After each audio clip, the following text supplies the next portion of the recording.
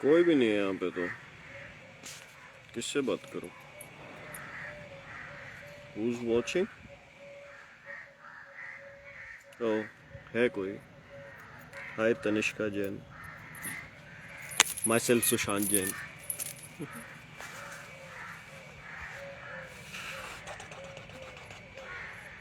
दो जने आ गए। इतना टाइम लगता है ये लोगों को आने में। श्रद्धा पांडे वेव वेव, ये वेव कोई सामने से मुझे कर रहा है या ये मुझे कह रहा है कि मैं वेव कर दूं? शायद सब तो मुझे वेव नहीं कर रहे, मुझे कह रहा है मैं वेव कर दूं।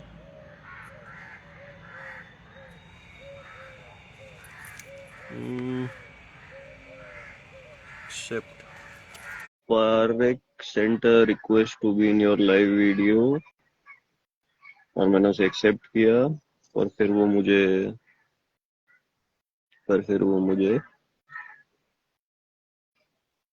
लाइव में तो दिखे नहीं।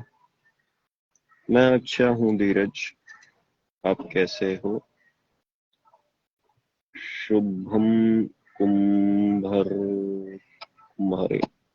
भैया माइंड में नेगेटिव थॉट ज्यादा है।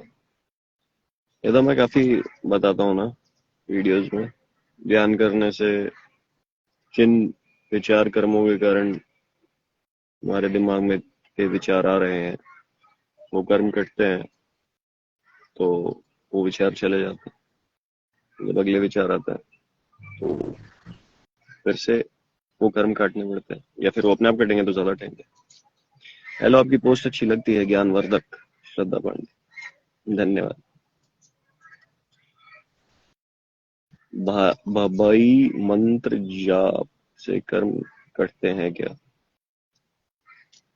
अच्छा, भाई मंत्र जाप से कर्म कर सकते हैं अगर उस वक्त हमारा भाव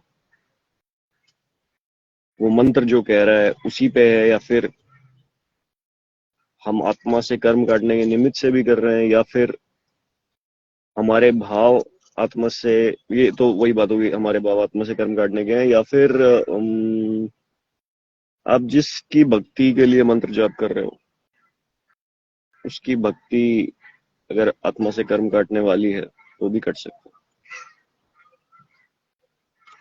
जाप करता हूँ तभी ज्यादा थॉट आते हैं। हाँ, ऐसा होता है ना।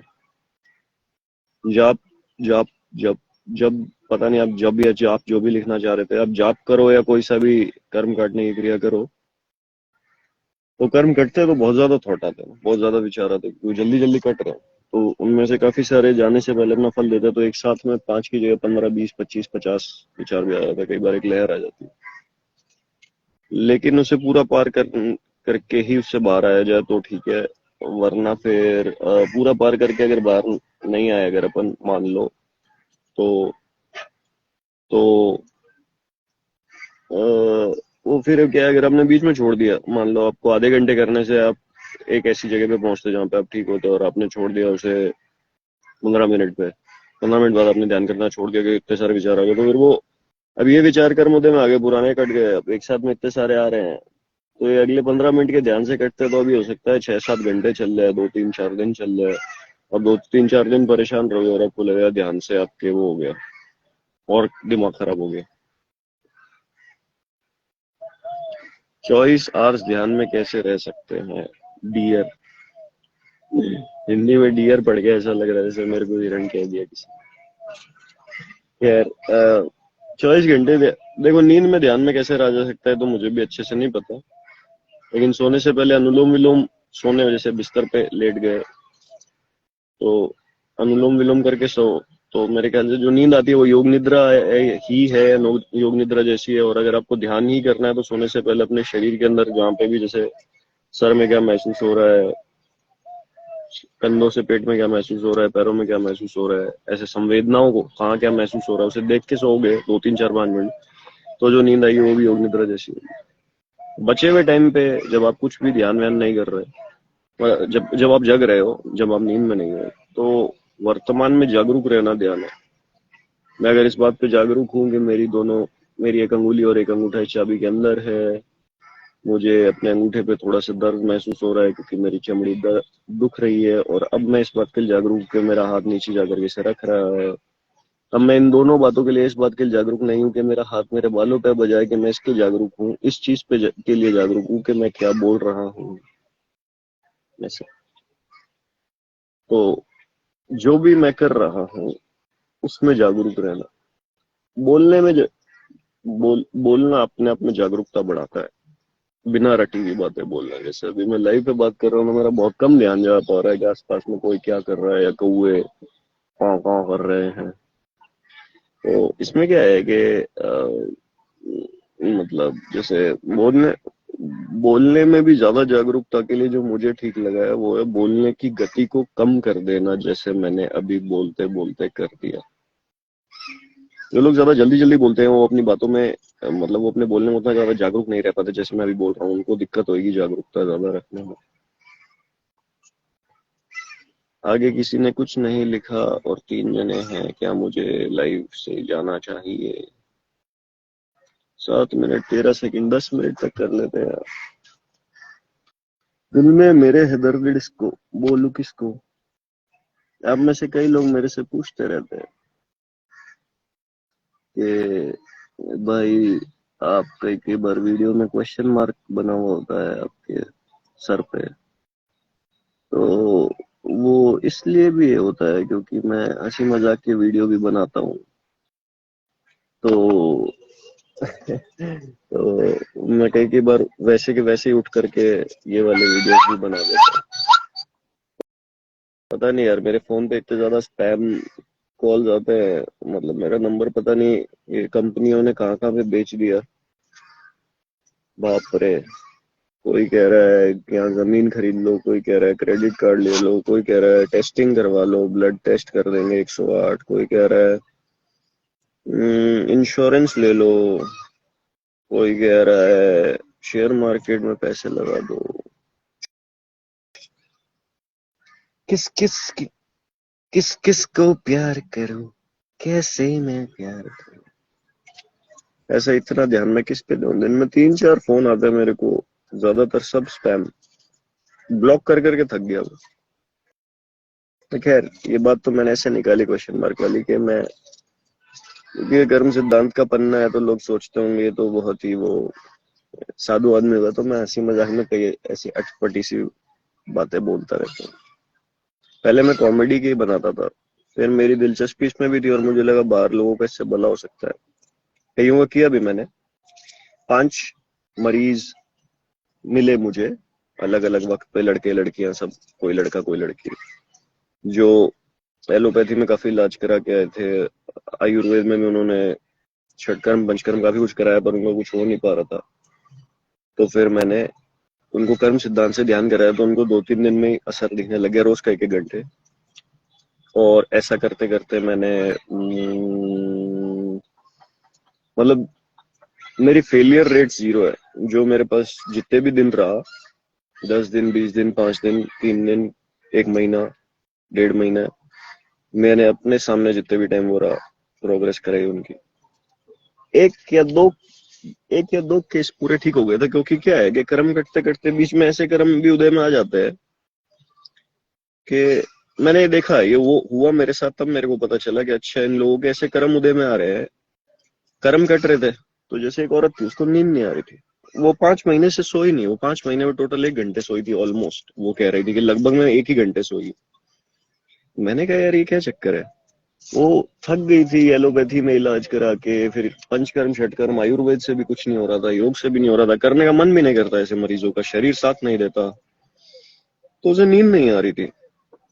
तुम अब सीधा सीधा सिद्धांत मेरे को तो यही समझ में आ रहा था कि कैसे कर्म उदय में आ रहा है, कैसे नींद नहीं आ रही। तो मैंने वो फिर हर जगह थकार गई तो मेरे पास में बैठी वो ऐसे बोल रही थी, "हाँ, मुझे ठीक कर दो, मैं जीना चाहती हूँ"। ऐसी शक्ल थी उसकी जैसी मैंने अभी बना रखी थी। तो मैंने कहा ठीक है आपको ठीक कर देंगे, मतलब काफी निराश हताश उदास। घर वाले बच्चे बेटा बेटी भी 25 टाइप के थक जाते हैं ना यार लोग इलाज कराते कराते।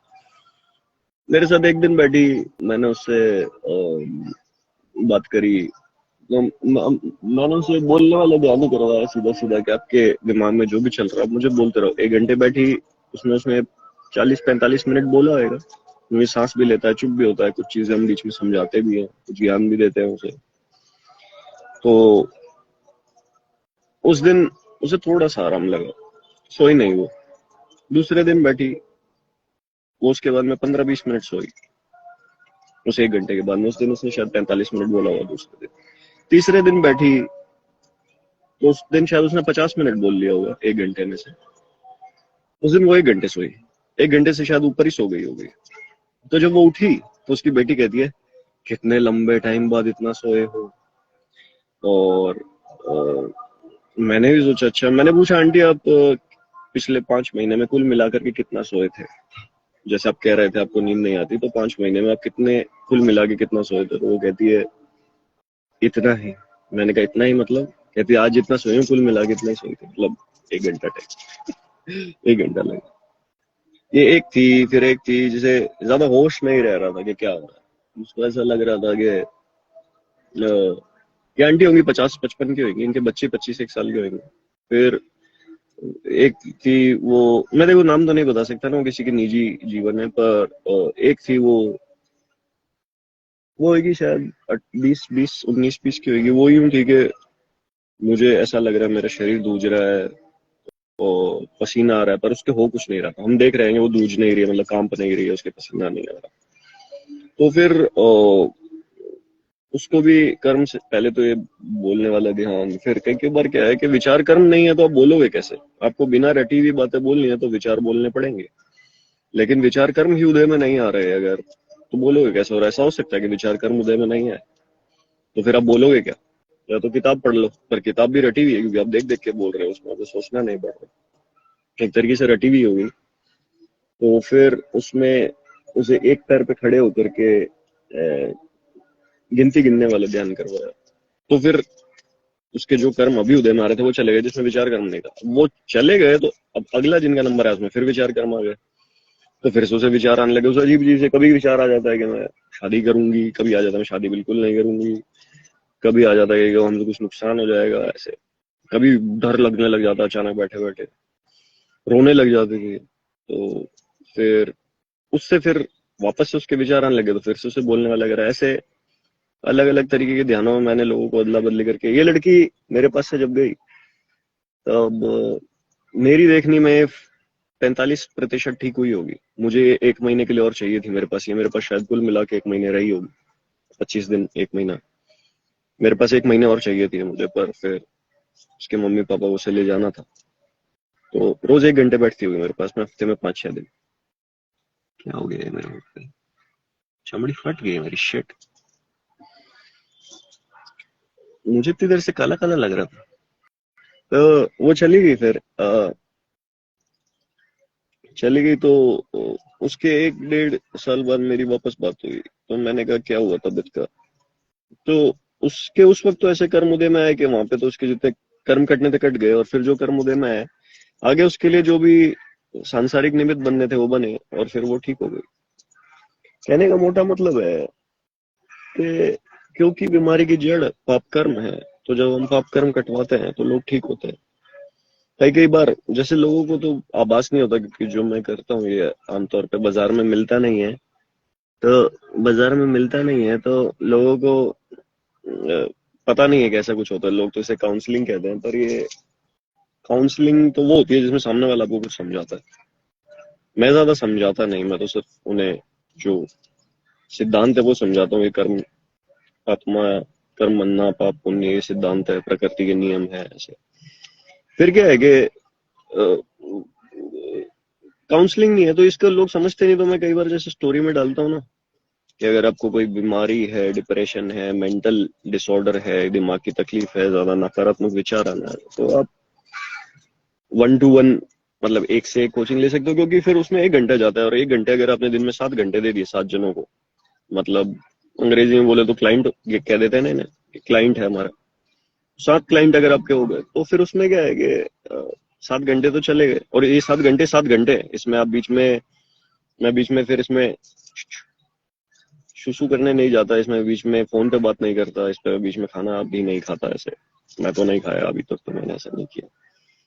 तो फिर उसी में आपको अपना रोजगार भी बनाना होता है, तो उसकी फीस भी बैठती है। और इसमें ध्यान करवाने में तो आप ग्रुप क्लास ले सकते हो कई लोगों के एक साथ में, लेकिन आप बीमार है कोई और उसके कर्म कटवा के उसे ज्यादा ठीक परिस्थिति में लाने में आप ग्रुप क्लास ले पाना मुश्किल होता है। ग्रुप में क्या, अगर मान लो आप 1 घंटे के 10,000 ले रहे हो, मान लेते हैं, तो आप अगर ग्रुप में आपके 5 लोग हैं तो आप एक एक से 2-2 हजार लोगे, तो आपको 1 घंटे के 10,000 बैठ जाता है। लेकिन जब वो मरीज है तो उसके साथ में 4 जने 5 जने और नहीं बैठ सकते, क्योंकि सबकी अपनी अपनी तकलीफ है।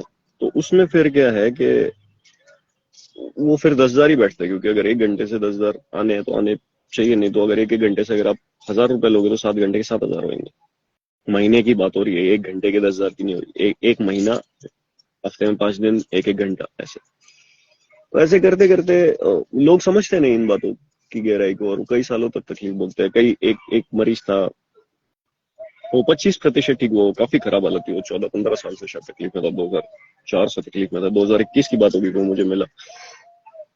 वो मतलब कई बहुत अलग तरीके के मरीज होते हैं ना, जो जिसने कई अपने चक्कू घोंप लिए, कोई अपने घर वालों को मार लिया, पीट लिया, कोई बहुत अलग अलग जगहों पे भर्ती हो गया आ रहा है। तो वो मरीज जो था, वो उसने 25% मेरे पास एक महीने में ठीक हुआ होगा, वो रोज का एक एक घंटा, हफ्ते में 5-6 दिन। तो एक दिन वो मेरे पास आया, वो मुझे कहता है, सुशांत जी आप मुझे बताइए कि मैं अपने टाइम को अच्छे से यूटिलाइज करने के लिए क्या करूं, मतलब अपने समय को ढंग से काम में लेने के लिए क्या करूं। मैंने कहा तू मुझे एक बात बता कि तूने आखिरी बार ये सवाल, वो 30-31 साल का होएगा, मैंने कहा तू तू मुझे एक बात बता, तूने आखिरी बार ये सवाल किसी से भी कब पूछा था कि मैं अपने टाइम को यूटिलाइज कैसे करूं। तो उसने कहा याद नहीं, पता नहीं क्यों, क्योंकि ऐसा कभी हुआ ही नहीं, क्योंकि मुझे पैनिक अटैक्स आते रहते हैं। एक पैनिक होता है जिसमें एकदम से ऐसे डर लग जाएगा, पसीना आने लग जाएगा, गर्मी लग सकती है, कम शरीर धूल सकता है, कांपने लग सकता है, कुछ पैनिक में कुछ भी हो जाए। पैनिक मतलब अब हिंदी में पैनिक को क्या बोलते हैं, मतलब घबरा जाना, कुछ भी घबराहट से जुड़ा हुआ समझ लो। तो वो फिर क्या है, उस उसको ऐसे 45-45 मिनट के आते थे। एक बार 45 मिनट का उसे आया और वो मेरे पास आ गया, तो मैंने उसे वो पार करवाया, यही ध्यान करवाते करवाते, तो उसका बहुत ढंग से पार हो गया। मैंने कहा उसे, तुझे अब ये जो मैंने करवाया, ये तुझे जब भी तेरे को पैनिक अटैक आए तेरे को यही करना है। तो कुल मिला के जब वो उसने जो मेरे से पूछा कि मैं अपने टाइम को ढंग से कैसे यूटिलाइज करूँ ये वो, तो मैंने उसे कहा कि राजा तूने पिछली बार कब पूछा था ये सवाल तूने। तो उसने कहा मुझे याद नहीं है। मैंने कहा उसने कहा क्योंकि मैं सारा वक्त तो मेरे इतने साल तो ऐसे इन्हीं सब में निकल गए। तो मैंने कहा कि तुझे समझ आया कि तेरे कर्म कटते कटते तू इतनी ठीक हालत में आ गया कि तेरे दिमाग ये सोच रहा है कि मैं अपने खाली समय को कैसे ज्यादा अच्छे तरीके से व्यतीत करूं। तो उसने कहा तो मैंने, मेरे हिसाब से वो एक महीने में 25% ठीक हुआ था। वो 3 से 4 या ऊपर से ऊपर 5 से 6 महीने मेरे पास होता, तो मतलब फोन पे भी कर सकता था मैं उससे बात, वो मेरे पास नहीं होता तब भी, पर मुझे कम से कम वो 3 महीने के लिए मिलता, तो वो 70-80% ठीक हो जाता। लेकिन उसके कर्म करते करते ऐसे कर्म उदय में आए कि उसे उसके निमित्त ऐसे बने कि उसके घर वालों ने वहां से उसे हटा लिया, मेरे मतलब जिस भी जगह वो था, तो वो मेरे पास से दूर हो गया। फिर उससे मेरी लगभग लगभग 2 साल बाद अभी बात हुई। कह रहा था सुशांत जी बहुत तकलीफ में हूँ, मतलब शरीर में यहाँ तकलीफ है, वहां तकलीफ है। शरीर की तकलीफें भी कर्म करते करते ठीक हो जाती है, क्योंकि शरीर की तकलीफें भी वेदनीय कर्म से हैं। तो मैंने उसे कहा कि तू मुझे रुपए मत दे, मतलब ये जो भी मैंने अभी तक पेशेंट बताया ये सब मैंने फ्री में किए, मैंने किसी से रुपए नहीं लिए। तो मैंने उसे कहा कि तू मुझे रुपए मत दे, लेकिन तू एक बार फिर से आ जा मेरे साथ। लेकिन फिर सामने वाले कर्म उदय में आते हैं ना ऐसे, जिसमें आपको पता तो है दवाई कहाँ है, पर आप उसे खा नहीं सकते, रोग ठीक नहीं कर सकते। आपको पता तो है कि खाना ये पड़ा है, लेकिन आप उसे खा नहीं पा रहे, भूखा रहना पड़ रहा है। ऐसे कर्म भी उदय में आते हैं। मुझे इन इन इन लोगों से के साथ में बात करके पता चला कि इनके किसी के 3-4 दिन में ऐसे कर्म उदय में आते हैं। वो जैसे औरत 1 घंटे सोई, वो मेरे को एक हफ्ते के लिए और मिलती, शायद वो 5-6-7 घंटे रोज सोने लग जाती। लेकिन तीसरे दिन जब वो मेरे साथ बैठी, उसके बाद में चौथे 5वें दिन हुआ ही नहीं। मैंने फोन करा उसके बेटे को, तो उसने कहा कि हम तो मम्मी को लेके चले आए। मैंने कहा क्यों? क्योंकि महंगा पड़ रहा था उन्हें रहना। तो मैंने कहा कि अच्छा। तो मतलब जहाँ पे भी वो रह रहे थे, क्योंकि वो शहर के नहीं थे तो वो रेंट पे रह रहे थे, तो मैंने देखा कि उसके इतने कर्म कटने के बाद उसके ऐसे कर्म उदय में है कि दवाई तो उसे मिल रही है लेकिन वो पूरी खा नहीं पाई और वो चली गई। फिर इस लड़के का भी जो मैं बता रहा था कि पैनिक अटैक और ये सब, तो इसको भी दवाई का तो पता चल गया लेकिन ये पूरी ले नहीं पाया। बीच में इसके ऐसे कर्म उदय में आ गए कि दवाई पता हो करके भी ये ले नहीं पाया और ये चला गया। और फिर क्या है कि आपको अपने विचारों को ही तो बोलना है, ये एक अच्छा खासा हिस्सा है कर जो मैं करवाता हूँ उसमें। तो ये तो आप घर पे भी कर सकते हो पता होने के बावजूद भी, लेकिन कर्म ऐसे में उदय में आते हैं कि वो करने नहीं देते। तो ऐसे में अगर किसी की तलवार सर पे लटकी हुई हो, जैसे मैं हूं, तो मैं उसे कहता था कर, जब वो थोड़ा मानता नहीं था मेरी बात को, तो वो थोड़ा लट बचता है किसी के, तो फिर वो उस काम को कर भी लेता है। ये भी एक बात है। इस ये मैं ये समझाना चाह रहा था कि ये जो 1-to-1 होता है ना, लोगों को महंगा लगता है, लेकिन एलोपैथी में तो 20-30-40 हजार में तो टेस्टिंग भी होती है। दवाइयों में लोगों के 2-3-4-5 लाख, ऑपरेशन वगैरह तक चली गई बात तो 20-25-30 लाख, 50-60 लाख उतर जाते हैं।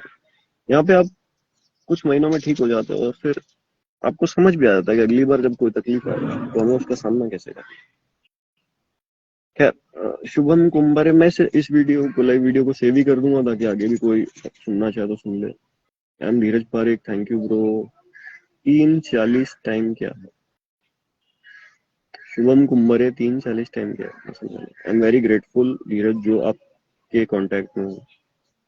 ये मेरे भी वो क्या कहते हैं उसके पुण्य है कि मैं आप लोगों के कुछ भला करने में निमित्त बन पा रहा हूँ। मैं पैरानॉर्मल इन्वेस्टर हूँ भाई।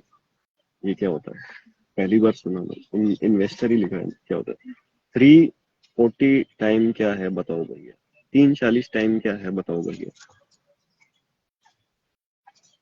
मैं समझा नहीं भैया। 3:40 टाइम क्या है बताओ भैया? क्या है 3:40? मुझे क्या पता भैया। 3:40 टाइम रूल क्या है? 3-4 टाइम रूल क्या है? मैंने कभी इसके बारे में बात करी है क्या? मुझे नहीं पता। चलो अब मैं भी बंद करता हूँ लाइव। मैं इसको सेव कर दूंगा, कोई अभी ऑनलाइन नहीं हो तो बाद में देख सके, क्योंकि मैंने इसमें कई काम की बातें बताई हैं। इनको सिर्फ जानने समझने से ही जिंदगी में लोगों का काफी भला हो सकता है।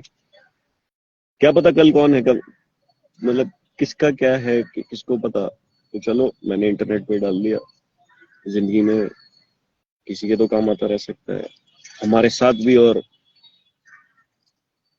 मतलब जैसे ओशो के जाने के बाद भी ओशो के वीडियोस लोगों के कुछ काम आते होंगे, ठीक वैसे।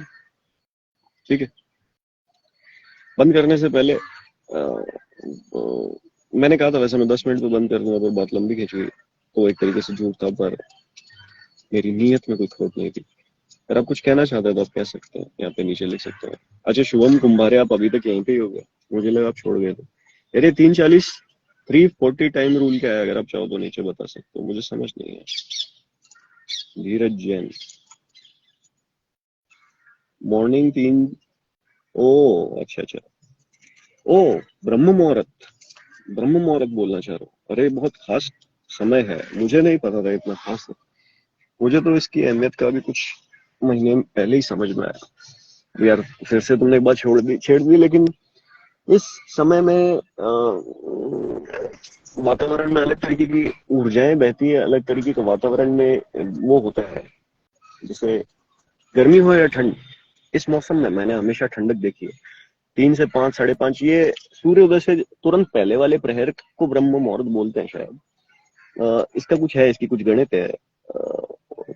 तो लगभग लगभग 4, 4:15 से लेके 5, 5:30 ये ब्रह्म मुहूर्त ही रहता है शायद। पर कुल मिला के आपने देखा है पुराने लोग 4 बजे उठते थे, 4 बजे उठते थे, सब बोलते 4 बजे उठते थे। तो जो 4 बजे उठते थे ना मैश की टाइम, ये ब्रह्म मुहूर्त में उठ जाते थे।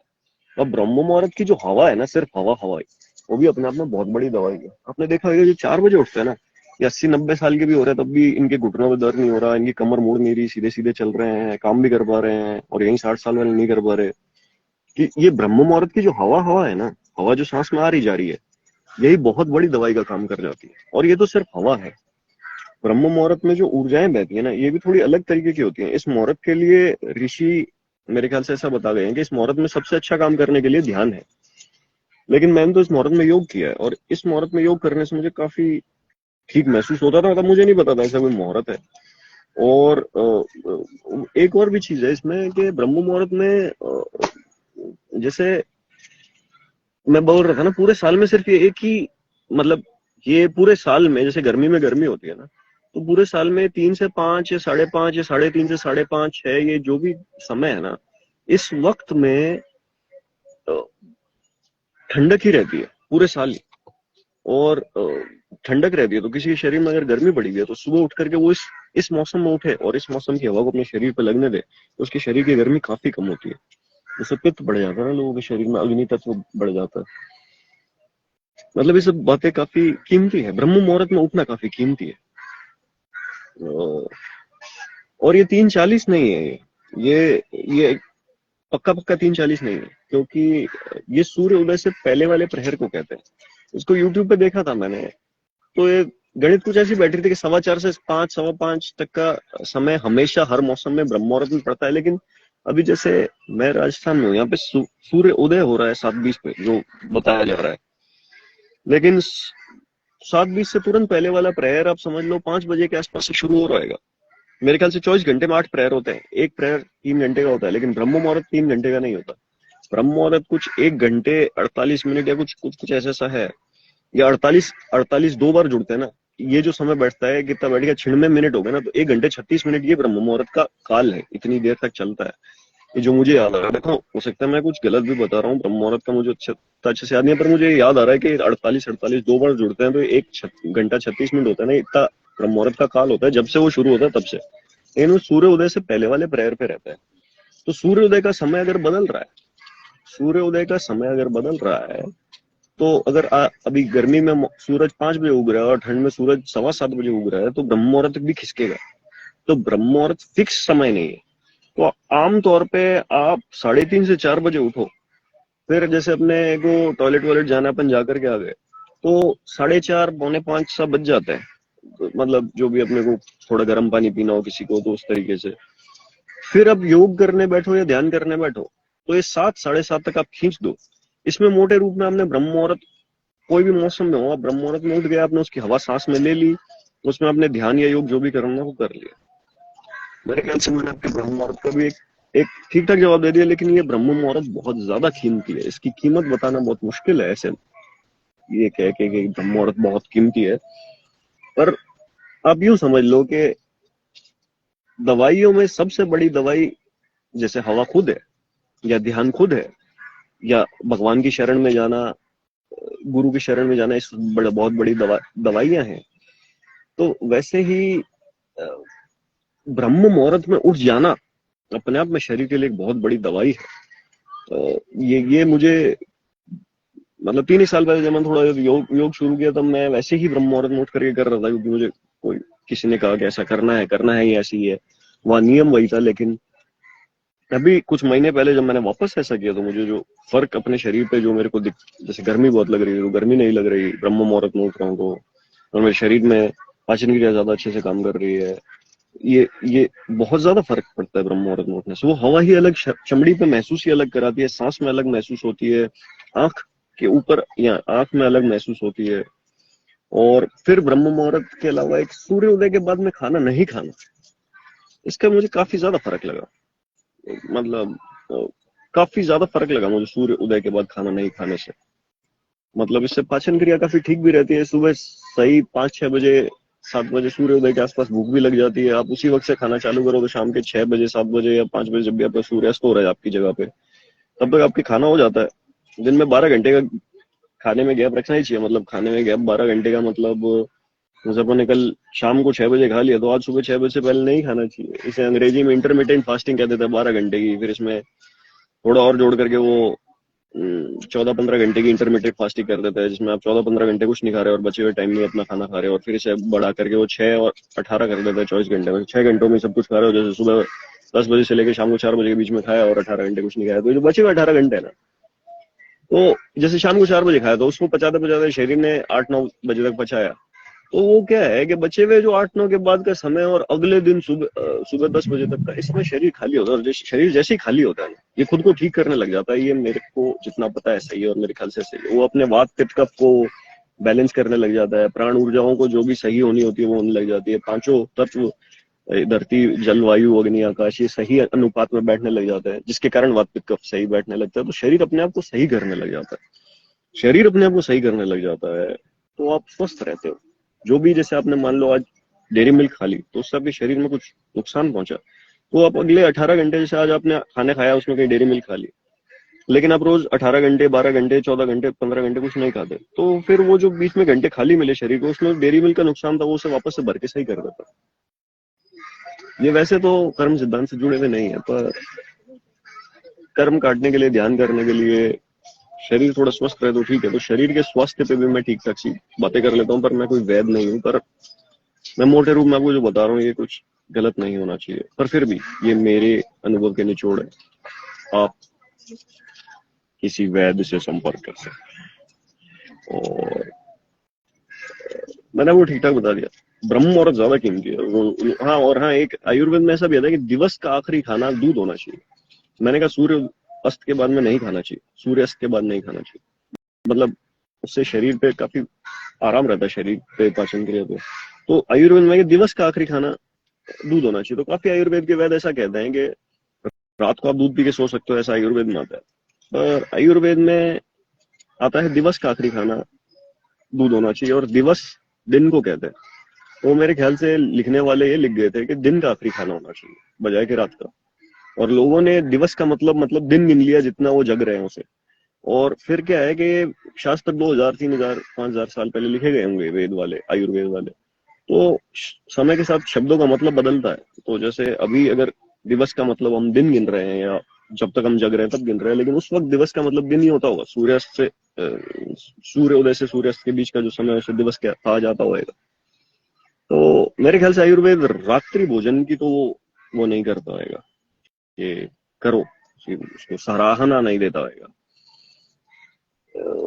तो मैं एक चीज ये कहना चाह रहा था कि सूर्य से पहले खा लिया जाए, और आयुर्वेद में दिवस के खाने के लिए, आखिरी खाने के लिए दूध है, तो वो आप सूर्य अस्त से पहले पहले ही पी लोगे तो ज्यादा ठीक रहेगा। अब मेरे ख्याल से आधे घंटे से ऊपर हो गए। मैं कई बार कह रहा था 25 मिनट में बंद करूंगा, 30 पे करूंगा, 10 पे करूंगा, लेकिन बहुत लंबा खींचिए। आप सवाल पूछते हो तो मैं सोचता हूँ चल जिसका भला हो जाए, जो है दे देते हैं, किसी के भला ही हो जाए, कुछ हमारी कर्म कट जाए, इस भावना से, लोगों के लिए निमित्त बनने से। थोड़ा स्वार्थ हमारा, थोड़ा लोगों का पूरा हो जाए। खैर, मैं तो इसी भावना से कर रहा हूँ कि किसी का भला ही हो जाए। चल, पहले मैं सोचता था मैं एक साथ में 1 करोड़ का, 50 लाख का, 10 लाख का, 100 करोड़ का भला करूंगा, तभी करूंगा वरना नहीं करूंगा। तो टाइम के साथ में समझ आया कि सिर्फ एक का भी कर दो तब भी हमने अपना जीवन सार्थक कर लिया। मेरे ख्याल से ऐसे शास्त्रों में आता है, अगर आपने शुद्ध धर्म एक जने को भी दे दिया, जिंदगी में एक जने को शुद्ध धर्म के रास्ते पे चला दिया, तो आपने अपना जीवन सार्थक कर लिया, आपने अपनी आत्मा को उद्धार कर लिया। तो मेरे पास तो एक से ज्यादा ही है, इस लाइफ पे भी 20-30 तो आ ही गएंगे। और वैसे ही मैं इसे छोड़ दूंगा आगे, तो आप लोगों के पास जब फिर टाइम है तो आप इसे पूरा देख सकते हो। योग मुद्रा के बारे में भी बताओ भाई, मुझे नहीं पता योग मुद्रा क्या है। और आज के लिए काफी है, मेरा गला भी सूख गया, थोड़ा पानी भी पी लेता हूँ, बाकी फिर अगली बार।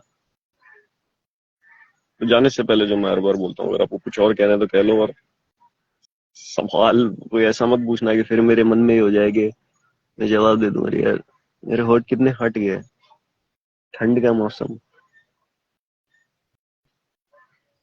आपको 1 मिनट में कुछ लिखना है तो लिख दो, और ऐसा कोई सवाल मत पूछना ब्रह्म मुहूर्त जैसे जिसमें फिर से इतना लंबा खींच जाए। पर हाँ, ब्रह्म मुहूर्त में उठना चाहिए पूरे देश को, पूरी दुनिया को। बहुत ज्यादा कीमती है ये, अपने आप में ही एक बहुत बड़ी दवाई। पूरे दिन लोग अटरम शटरम खा रहे हैं, कुछ भी कर रहे हैं, और ब्रह्म मुहूर्त में उठ रहे हैं, तो भी बेटे लंबे चल जाते हैं, 80 85 90 तक भी उनके शरीर ज्यादा परेशान नहीं करते। और कम खाना, ज्यादा पचाना, ये भी बहुत कीमती है। भूख लगे तभी खाना चाहिए, ये भी बहुत कीमती है। मतलब 100 खा के 60 पचाया, तो कोई सोचे मैंने 60 पचाया है, और 50 खा के 50 पचाया, तो उसने पचाया 50 ही है, 60 से कम है, लेकिन ये ज्यादा ठीक है। क्योंकि वहां जो बचा हुआ 40 नहीं बचा, वो पेट में सड़ता है और शरीर में बहुत सारी बीमारियां पैदा करता है। आते सोख लेती है सड़े हुए खाने को। और वो खून में डाल देती है, और वो खून अलग अलग जगहों में बांट देता है। वो बांट बांट करके भैंस की टांग वो जैसे हड्डियों फड्डियों के अंदर चला गया तो वहां पे वो इकट्ठा हो जाता है, तो वो जोड़ों में दर्द और बहुत सारी चीजें हो जाती है। मैं राजस्थान से हूँ। ठीक है। मुकुंद वैश्य, मुकेश वैश्य। चलो अब मैं चलता हूँ।